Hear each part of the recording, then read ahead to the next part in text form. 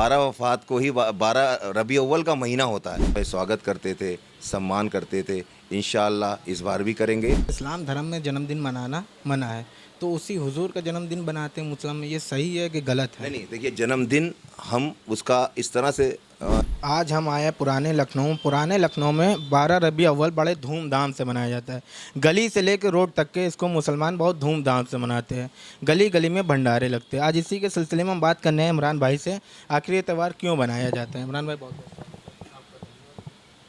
देखिए 12 रबी अव्वल हम मुसलमानों के लिए बहुत ही खुशी का वक्त होता है और खुशी का त्यौहार हम लोग इसको मनाते हैं। क्योंकि ये हमारे अल्लाह के रसूल हज़रत मोहम्मद सल्लल्लाहु अलैहि वसल्लम अल्लाह के नबी की पैदाइश का दिन होता है। और जो है पूरी दुनिया का मुसलमान इसको बहुत ही हर्ष और उल्लास से मनाता है, क्योंकि ये उनका जन्मदिन है।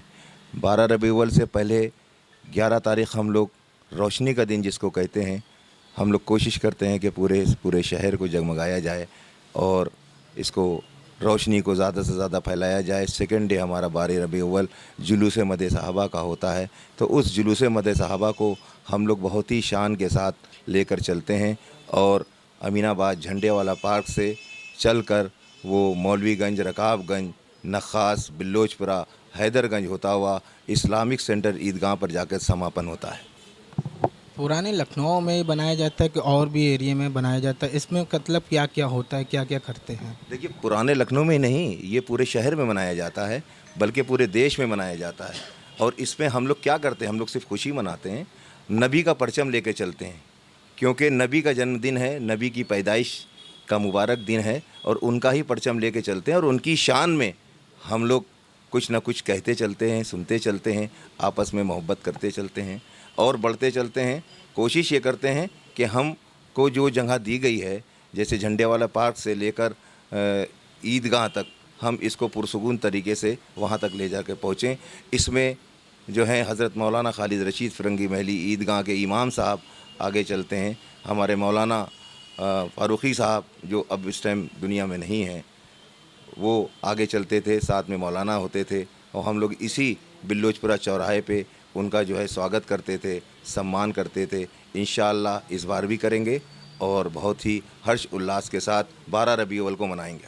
अगले दिन उसके 12 वफ़ात मनाई जाती। 12 वफ़ात के दिन क्या हुआ था जो 12 वफ़ात से अमीनाबाद झंडे वाली पार्क से लेकर ईदगाह तक के झंडे उठते मद्दे साहबा पड़ा जाता है, उस दिन क्या हुआ था? वही तो बता रहे, मोहम्मद साहब का जन्मदिन है वो 12 वफ़ात, 12 रबी अव्वल। ये 12 रबी नहीं नहीं, कौन से दोनों त्यौहार? 12 वफ़ात को ही 12 रबी अव्वल का महीना होता है।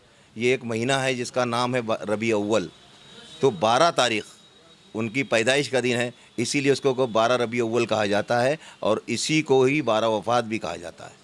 और इसी दिन जो है इनका जुलूस मद सहाबा, जो हम लोग नबी का परचम लेके चलते हैं और ये हम लोग जुलूस को निकाल कर और झंडे वाले पार्क से, जैसे मैंने आपको बताया, और ईदगाह तक लेकर जाते हैं।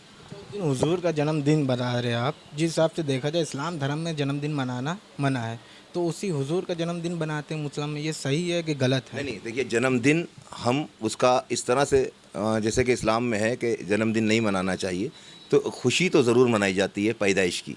हम लोग उनकी पैदाइश की खुशी मनाते हैं और उसमें कोई इस तरह से नहीं करते कि खुदा न खास्ता कोई केक वेक काटते हो, कुछ नहीं। हम लोग नातों के साथ, नज़्म के साथ और उनके ज़िक्र के साथ उनका परचम लेकर चलते हैं और यही हमारी खुशी होती है। बहुत से लौंडे ऐसे हैं कि पूरी पूरी रात 3-3 सवारी 4-4 सवारी लेके रोडों पे हाँ वो करते, वो क्या सही बात है, नहीं गलत नहीं, वो बात? बिल्कुल गलत है, बिल्कुल गलत है। वो हमारे इस्लाम में कहीं उसकी इजाज़त नहीं है, ना ही हमारे झंडे के लिए, ना ही हमारे 12 रबी अव्वल के लिए, ना ही हमारे जुलूस मद सहाबा के लिए ऐसी कोई इजाज़त है।